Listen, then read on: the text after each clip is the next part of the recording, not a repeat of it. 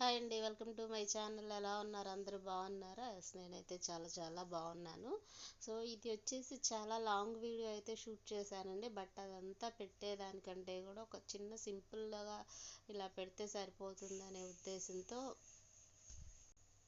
సగం నుంచి అయితే ఈ వీడియో కట్ చేసి పెడుతున్నాను అనమాట. సో ఇదేంటంటే మంచిగా ఈ పుల్లల పొయ్యి మీద పప్పు అయితే చేసాము. దానికి ముందు చాలా వీడియో అయితే షూట్ చేశానండి, అదంతా వేస్ట్లే అని తీసేసాను. దోసకాయ పప్పు చేసామన్నమాట. బట్ అది ఫైనల్కి వచ్చేసింది. అంతా ఉప్పు కారం అంతా వేయటం అయిపోయింది. తిరగమాత పెడుతున్నాము. అండ్ ఇది వచ్చేసి చూసారా, అంటే మట్టి కుండలో వండాము కదా. సో దానివల్ల ఏంటంటే ఉడకటం అనేది మనం పొయ్యి మీద నుంచి తీసిన ఒక 5 minutes వరకు అలా మంచిగా అలా ఉడుకుతూనే ఉందన్నమాట. అంటే ఆ కుండ ఉన్న వేడికి అది పొయ్యి మీద నుంచి తీసి కింద మంట లేకపోయినా కూడా అలా ఉడుకుతుంది. సో దాన్ని అయితే మెత్తగా మంచిగా ఎనిపేసింది. అండ్ అలాగే ఇదే కుండలో కనుక మనము ఇలాగే ఉంచుకుంటే ఈ పప్పు అనేది మట్టి కుండలో ఉంటే 2 days అయినా కూడా పాడవదంటండి. అండ్ మేము అది కొంచెం ప్రయోగం కూడా చేసి చూసాము, ఉంటుందా ఉండదా అని. బట్ నిజంగా అలానే టేస్ట్ అయితే ఏమాత్రం మారలేదండి.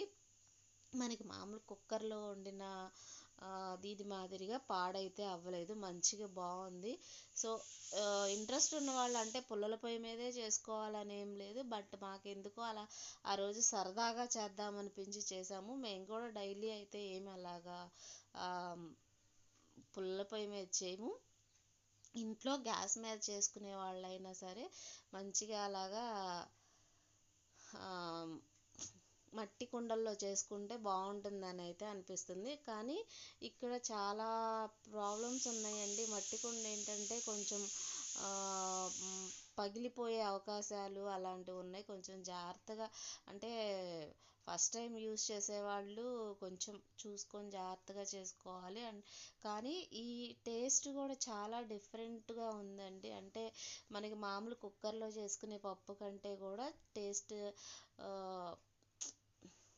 ఎక్కువగా చాలా మంచిగా అయితే అనిపించింది. మరి ఎందుకనో తెలియదు, కుండలో చేయటం వల్ల మట్టి కుండలో చేయటం వల్ల లేదంటే పుల్లల పొయ్యి మీద ఏంటనేది అయితే నాకు అర్థం కాలేదు. కానీ బట్ టేస్ట్ అయితే చాలా ఉంది. మేబీ ఇప్పుడున్న పరిస్థితులను బట్టి చాలామందికి అవకాశం ఉండకపోవచ్చు ఇలా చేసుకోవడానికి. బట్ పుల్లల పొయ్యి పెట్టుకోవడానికి ఉన్నా లేకపోయినా కుండలో చేయటానికి అయితే ఒక్కసారి ట్రై చేయండి.